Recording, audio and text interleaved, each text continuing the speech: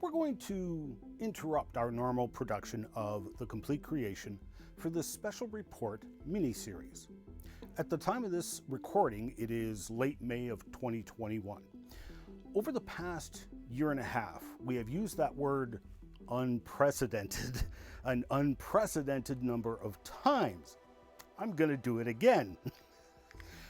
During the past couple of months, and the past couple of weeks in particular, there has been an unprecedented amount of chatter regarding UFOs, and by the time all four parts of this mini-series airs, the U.S. Senate should have received its report on UFO phenomenon from its intelligence communities. In late 2020, when the U.S. Senate was trying to put through the COVID-19 relief bill, President Trump vowed to veto the bill unless there were changes made. One of the changes he asked for was for the military and intelligence community to release as much of their classified UFO data as possible. Now, I don't know why Trump decided this, other than he had previously expressed interest in the 1947 Roswell, New Mexico UFO crash, and I guess when he was president, he took advantage of the privileges and read up on the classified report. Well, I don't know about you, I would have. Regardless of everybody's reasons, UFOs have virtually overnight gone from weird science to mainstream. The last few months have been drinking from the fire hose, with mainstream media and large audience YouTubers all producing special shows on the topic. Invariably, the topic always winds up gravitating towards aliens, alien life, things not of this world. And make no mistake about it, the numbers of UFO reports and claimed alien encounters are staggering. So, what exactly is going on here? Are these aliens? Are these alien craft? What can we say scientifically about all of this? What does the Bible say about all of this? This is part one of this mini-series, a Genesis Week special report.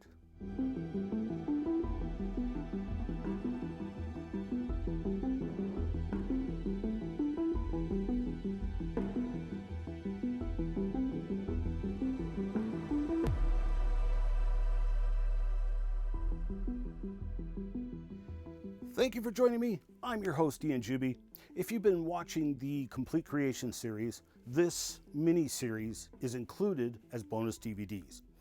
I was going to touch on this topic in this series anyway, but unprecedented events call for unprecedented action. My interests in the topic have been multifaceted.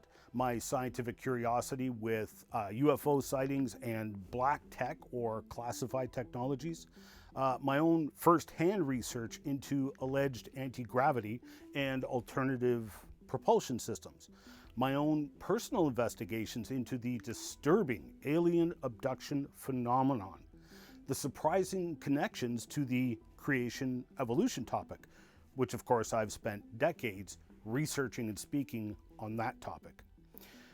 Multiple surveys have been conducted over the past several decades, and you will notice a rise in reports of UFO and alien encounters. But the poll results have been both surprising and consistent. The organization formerly known as Ufology Research of Manitoba is now the Canadian UFO Survey, cataloging UFO reports since 1989. They conducted a survey of Canadians in 1997. That survey showed about 1 in 10 people have seen a UFO. Now, this number is consistent right across the board in other countries and cultures and would equate to about 3.7 million Canadians who have had a UFO encounter. In 1999, Roper polled Americans, and again in 2002 as commissioned by the Sci-Fi Channel. In 2008, Scripps also conducted a UFO poll. All polls have consistently shown around 8 to 12% of those surveyed have had a UFO encounter.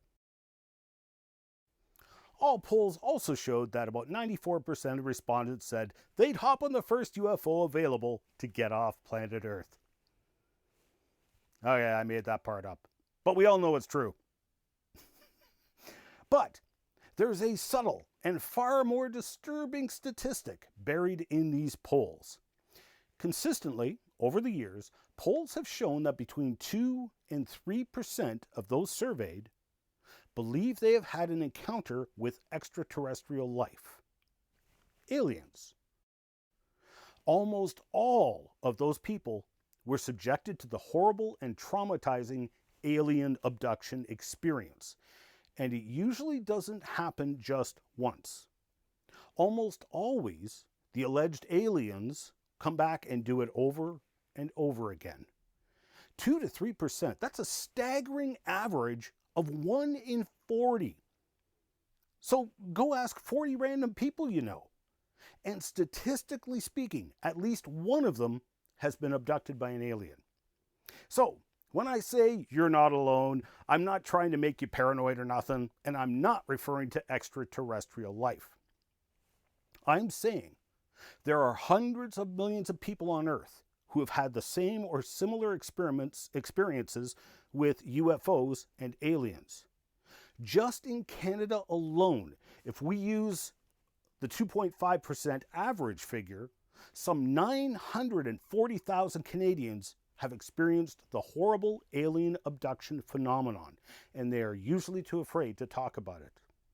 There would be over 8 million people in the US who have experienced alien abduction.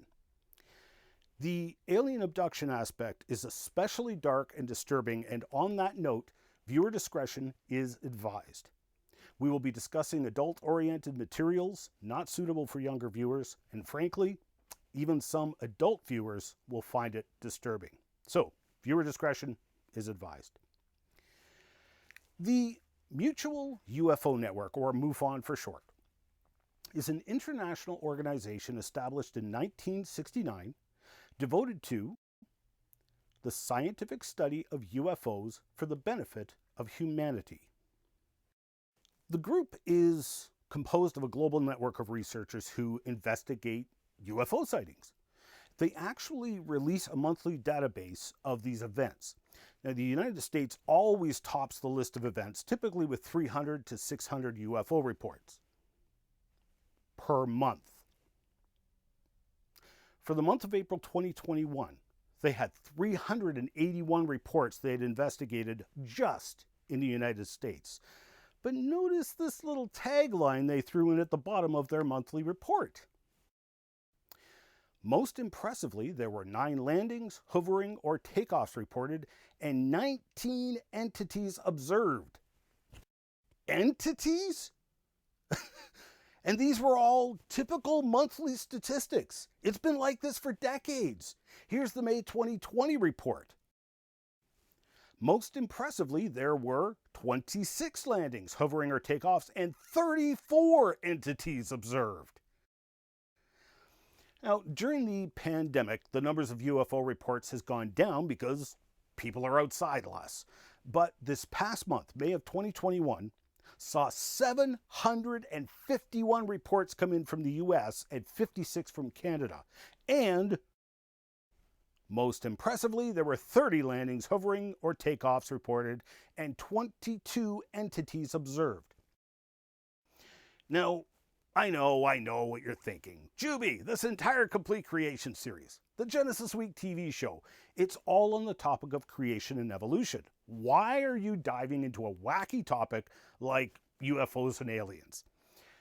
Well, actually, though it may not be immediately evident, this entire topic is firmly rooted in the creation-evolution debate.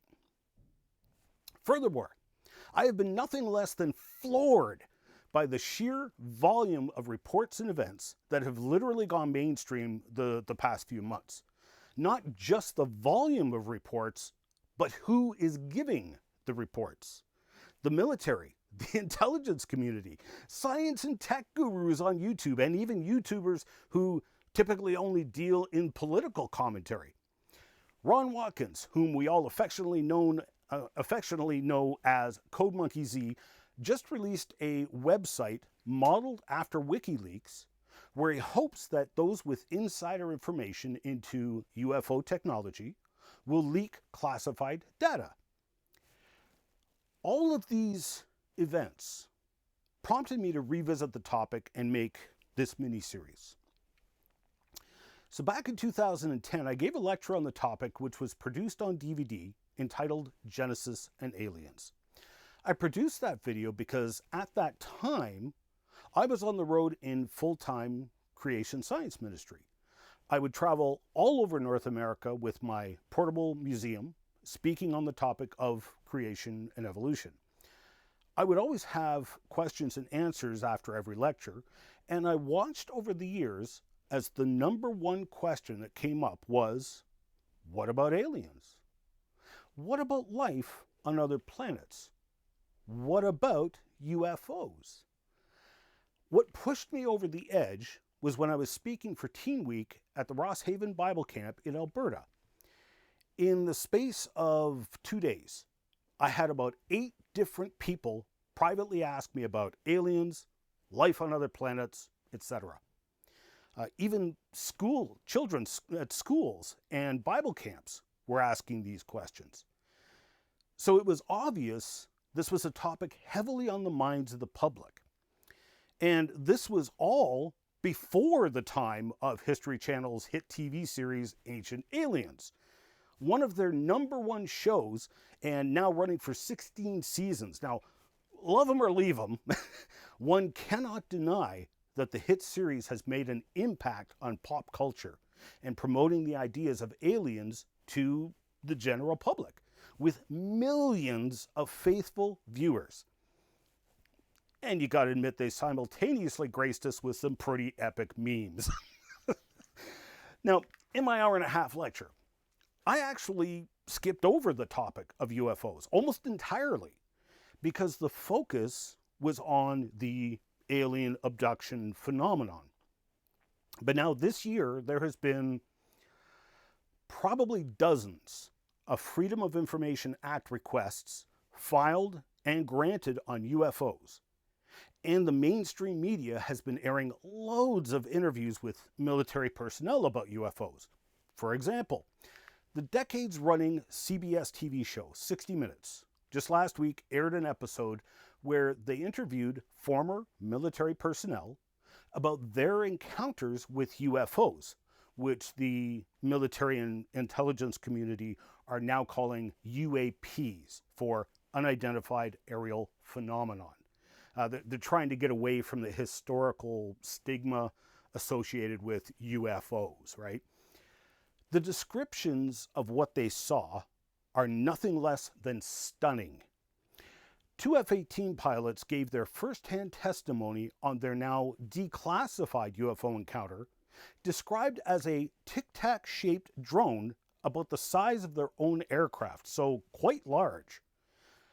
But this tic-tac drone moved in impossible ways. These drones were being tracked for weeks by a nearby ship's radar.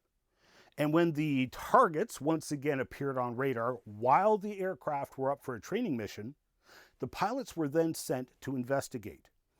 Notice this was multiple sensors: radar, infrared cameras, and of course the eyes of 4 individuals on board the 2 aircraft. The UFO was first spotted on radar at about 80,000 feet altitude and descended to sea level in about 1 second. Now, I did the maths. 80,000 feet is about 15 miles. 15 miles per second? That works out to over 54,000 miles an hour, or 86,400 kilometers an hour. By comparison, the lowly International Space Station maintains its orbit going a measly 27,575 kilometers an hour in the vacuum of space. We all saw what happened to the Space Shuttle Columbia upon re-entering the very thin upper atmosphere at 16,700 miles per hour. But these tic-tac shaped drones were apparently flying more than 3 times that hypersonic speed through sea level atmosphere. But Commander Fravor first spoke publicly about this incident in 2017 on Tucker Carlson Tonight on the Fox News network. Notice that Commander Fravor said exactly what so many people are inclined to say. At that time, Fravor said that the tic-tac drone was not from this world. You'll also please notice the entire incident itself happened in 2004, almost 17 years ago. Think about that for a second. Where were you 17 years ago? What technology were you familiar with back then? Facebook and Skype were launched in 2004. Mozilla's Firefox browser arose from the ashes of Netscape to give Microsoft's Internet Explorer a run for its money. YouTube would not come online for another year, and the iPhone wouldn't be invented for another 3 years. So, if these sightings of tic-tac shaped drones were almost 2 decades ago, well, just how many people have seen that UFO somewhere else in all of these years? Intriguingly, tic-tac shape is actually a common description many UFO observers give. It's also exactly the description written down by naval observers on U.S. warships in 2019 just off the coast of California. So, 15 years later, maybe 130 miles apart, several U.S. naval destroyers were swarmed by smaller but still tic-tac shaped UFOs with multiple incidents over several weeks. Now, back in March, The Drive published their investigations into the 2019 incidents after filing requests through the Freedom of Information Act. And you can read their fascinating analysis here and see the original ship's logs and the documents they received. Nobody knows where these tic-tac drones came from. They can only say that they had to have taken off from a minimum of 100 miles away. And they were buzzing the ships for an hour and a half at a time. The drones shadowed the ships and were observed going speeds of 45 miles an hour and tracking the ships at night and in horrible visibility conditions. Now, just a couple of weeks ago, documentary filmmaker Jeremy Corbell released leaked footage taken in the Combat Information Center of the USS Omaha the same night and area as the other reports. The video was showing the real-time tracking of one of at least 14 spherical UFOs that were a minimum of 6 feet in diameter and were observed flying for a minimum of an hour at speeds of 46 to 158 miles per hour or 74 to 254 kilometers per hour. Most shockingly, the video shows the UFO flying above the surface of the water and then apparently entering the water and continuing its travels underwater. Yeah, we have 31 knots sustained wind, topside, gust of 40. Whoa, splashed. Mark bearing and range. A nearby submarine was sent to investigate the spot where the craft entered the water, which was now well documented. But the sub turned up nothing. You can see the original clip itself via Jeremy's various social media pages at Jeremy Corbell, and I do recommend you look him up on Twitter and Instagram. Louis Elizondo was former director of the Pentagon's Advanced Aerospace Threat Identification Program, or ATIP. ATIP was a group specifically tasked with investigating the ridiculous volume of UFO UAP encounters and to, understandably, assess both the capabilities and potential threat these UAPs have. He was one of the interviewees on 60 Minutes special episode, and he succinctly laid out the capabilities of the numerous UAP observations, and his points are very significant. Imagine a technology that can do 600 to 700 G-forces, that can fly at 13,000 miles an hour, that can evade radar, and that can fly through air and water and possibly space. And oh, by the way, has no obvious signs of propulsion, no wings, no control surfaces, and yet can still defy the natural effects of Earth's gravity. That's precisely what we're seeing. Now, as he said in the 60 Minutes interview, we are way beyond whether or not UFOs exist. And I hope I brought that point home in this part of the miniseries. Even if we wrote off 99% of the MUFON UFO reports as party balloons, planets in the sky, conventional aircraft mistakenly seen with unconventional abilities, we would still have around 5 UFO sightings per month that were unexplained flying craft. As also mentioned in the 60-minute interviews, and has been an open secret for decades, there have been times where military aircraft flying around and above the U.S. were encountering UFOs or UAPs on a daily basis.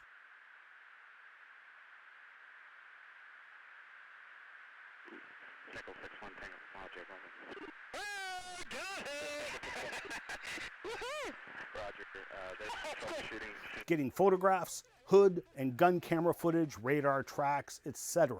No, I took an auto track. Oh, okay. Oh my gosh, dude. Wow, look at it fly.